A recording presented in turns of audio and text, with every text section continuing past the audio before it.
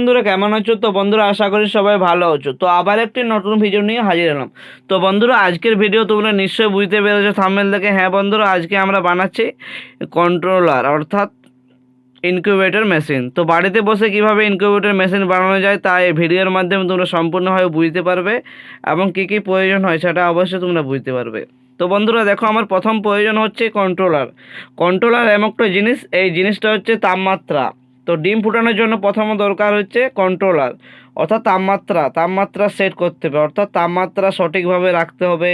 আবার over hit হয়ে গেলে অটোমেটিক এই মেশিনের সাহায্যে বন্ধ হয়ে যাবে, কন্ট্রোলারের সাহায্যে। আর দেখতে পাচ্ছ এখানে আমার হিউমিডিটি কন্ট্রোলার আছে, এইচটিসি কোম্পানির হিউমিডিটি কন্ট্রোলার। অর্থাৎ এই যে নিচে দেখা আছে, এখানে আছে টাইম, এখানে হিউমিডিটি, আর এখানে আছে তোমার টেম্পারেচার অর্থাৎ তাপমাত্রা, ভিতরে তাপমাত্রা। তো হিউমিডিটি একটা বিরাট গুরুত্বপূর্ণ, অর্থাৎ হাঁস ডিম বা মুরগি ডিম যারা বসাবে তারা জানো যে হিউমিডিটি বাচ্চা সম্পূর্ণভাবে হওয়ার জন্য হিউমিডিটি বিরাট দরকার। সেই জন্য আমি দুটো প্রথমে অবশ্যই কিনতে হবে তোমাকে, একটা হচ্ছে কন্ট্রোলার, একটা হিউমিডিটি কন্ট্রোলার। তো বন্ধুরা আমি এটা অনলাইনে অর্ডার দিয়েছি। যারা যারা এটা দাম জানতে চাও বা লিঙ্ক খুঁজো তারা অবশ্যই কমেন্ট করো, আমি তোমাকে লিঙ্ক দিয়ে দেবো, তোমরা ওই লিঙ্ক থেকে অবশ্যই কিনতে পারবে। তো বন্ধুরা 2 নম্বর হচ্ছে এইখানে দেখতে পাচ্ছ অ্যাডাপ্টার, আর একটা হচ্ছে বাল্বের লাইন। তো সেটিংয়ের ব্যাপার আমি পরে অন্য নেক্সট ভিডিওতে আমি পুরো সম্পূর্ণভাবে আমি জানিয়ে দেবো। আর প্রথমত দেখতে পাচ্ছ আমি একটি কার্টুন নিয়ে নিয়েছি, অর্থাৎ এটা হচ্ছে ডিম প্যাটি আমি এটা বানিয়েছি।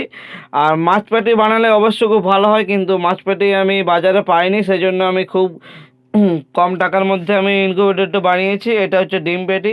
তো দেখতে পাচ্ছ এখানে এখানে তোমার অ্যাডাপ্টারের সাহায্যে কারেন্ট যাচ্ছে, আর এখানে দেখতে পাচ্ছ এটা ডাইরেক্ট বাল্বের লাইন। তো দেখো ভিতরে ভিতরে আমি সম্পূর্ণ আমি সেটিং করে দিয়েছি।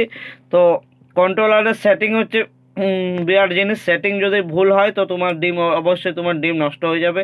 তো দেখতে পাচ্ছ এখন আমার তাপমাত্রা আছে 37.2, অর্থাৎ 37.7 আমার সেটিং করে আছে, অর্থাৎ 2 আছে, মানে একটু কম আছে, সেই জন্য অটোমেটিক লাইট আবার জ্বলে যায়। চলো ভিতরটা দেখা যাক। তো দেখতেই পাচ্ছ আমরা ভিতরটি ওপেন করার পরে দেখতে পাচ্ছ আমরা একটা বাল্ব দেখতে পাচ্ছি, দিয়ে দুটো ফ্যান দেখতে পাচ্ছি, আর নিচটা এখনও রেডি হয়নি আমার, রেডি হবে আমি মোটামুটি 2-3 ঘন্টা পরে আমি ডিম বসাবো।